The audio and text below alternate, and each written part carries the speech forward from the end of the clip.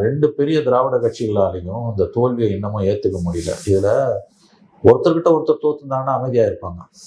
திமுக வந்து இந்த தேர்தலில் அதிமுக கிட்ட தோத்து அதிமுக ஆட்சி அமைச்சிருந்ததுன்னா சைலண்டாக இருந்திருப்பாங்க. இது 5 வருஷத்துக்கு ஒரு தூரம் மாறுது, 10 வருஷத்துக்கு ஒரு தூரம் மாறுது.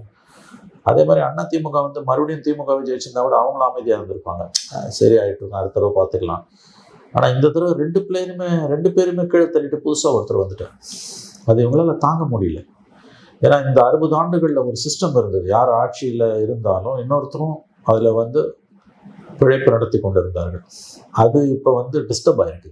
மண்ணு விழுந்திருக்கு நான் சொல்லலை, டிஸ்டர்ப் ஆயிருக்கு. மேபி சரியாகலாம் இன்னும் கொஞ்ச நாளில். இந்த 2 பேருக்கும் பழைய வசூல் வருமானம் கூட கிடைக்கலாம். ஆனால் இப்போ அது டிஸ்டர்ப் ஆகிருக்குது. அடுத்த தேர்தலில் ஜெயிப்பது சுலபம் அல்லன்றது 2 பேருக்கும் உணர்த்தப்பட்டிருக்கு. புதுசாக ஒரு ஃபோர்ஸ் வந்துடுச்சு. அது நல்லதா கெட்டதா, தாங்குமா தாங்காதா, அதெல்லாம் வேற விஷயம். புதுசாக ஒரு ஃபோர்ஸ் வந்துடுச்சு. அது ரொம்ப வித்தியாசமான ஃபோர்ஸாக இருக்குது. அந்த ஃபோர்ஸுக்கிட்ட பேசவே முடியல. பல ஆயிரம் கோடி செலவு பண்ணி திமுகவும், சில ஆயிரம் கோடி செலவு பண்ணி அதிமுகவும் தோல்வியை தழுவியிருக்காங்க.